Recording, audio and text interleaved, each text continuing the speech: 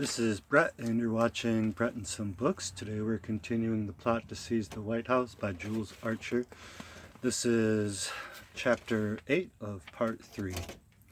Attacking congressional attempts to put loopholes in the Neutrality Act, Butler warned in a subsequent speech that once the United States was lured into shipping supplies to a belligerent, Americans would soon hear the old cry, "The American flag insulted, American property destroyed."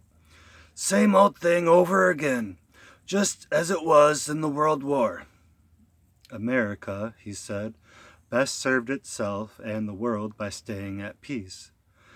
Help them to bind up the wounds, and then when the distressed world has fought itself to exhaustion and has overthrown its false and selfish leaders, I am firmly convinced that every government which hurls its loyal but dumb masses into this coming war will be overthrown, win or lose. I am also firmly convinced that another universal war will make man into a savage, ready to take by force what he wants, law or no law. His tone grew acrid and resentful when Roosevelt won congressional consent to amending the Neutrality Act in May 1937, authorizing the sale to belligerents of some commodities on a cash-and-carry basis. Since the national polls showed that 73% of Americans favored some kind of popular referendum before the United States could declare war, Butler felt that the president was ignoring the will of the people and seeking to tie their fate to that of England and France. On July 12th, he warned 1,000 veterans at Paterson, New Jersey, that unless the nation's veterans banded together to demand peace, America would be at war again in a short time. He urged them to demand that U.S. armed forces be kept within their own borders and that the use of the American flag be restricted to government-owned ships.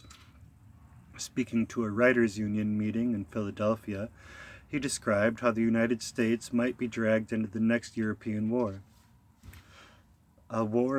A European ship would stop a U.S. ship carrying munitions to a potential enemy.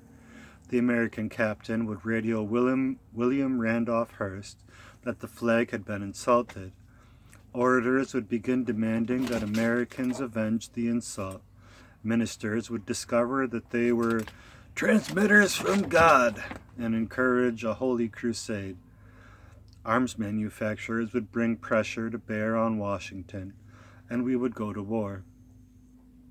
A July speech he made in the Institute of Public Affairs at the University of Virginia in Charlottesville was broadcast.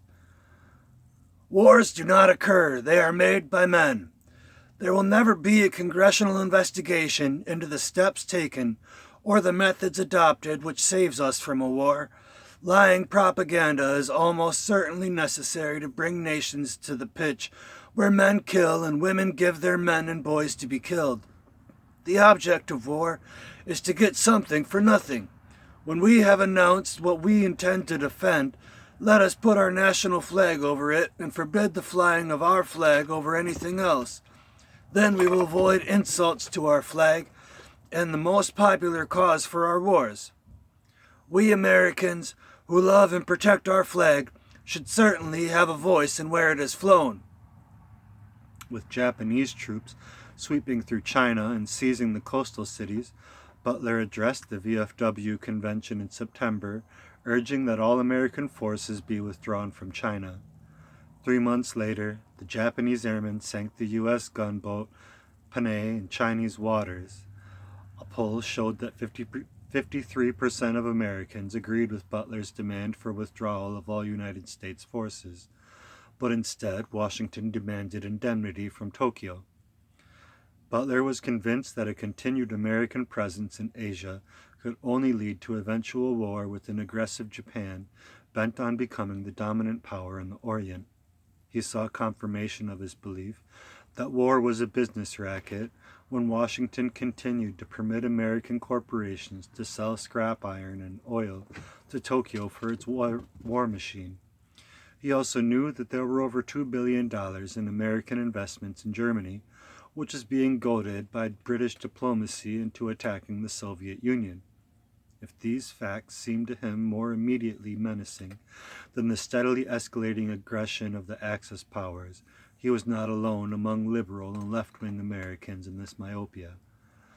In January 1938, John Chamberlain, Alfred M. Bingham, Dwight MacDonald, Bertrand Wolfe, and Sidney Hook were among those who opposed any strong action against Japan or any other Axis powers, arguing, "We believe that the first result of another war to make the world safe for democracy will be the establishment of virtual fascism in this country."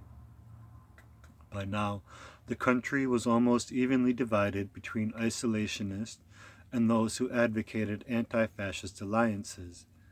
In late January, Roosevelt asked Congress for appropriations to build up the Army and Navy for national defense. Interviewed on February 28, 1938, on a national radio program, Butler had strong doubts about FDR's plans. "Now is the time to keep our heads better than we have ever kept them before. We ought to agree on a definition of the word national.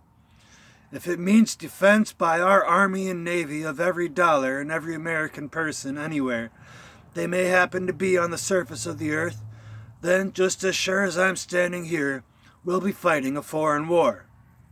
He was asked how long he estimated it would take to train a man to fight. "Well," he replied, "if you want to send him 3,000 miles away to fight, at least 6 months training will be needed. If he was defending his home, it would take about an hour."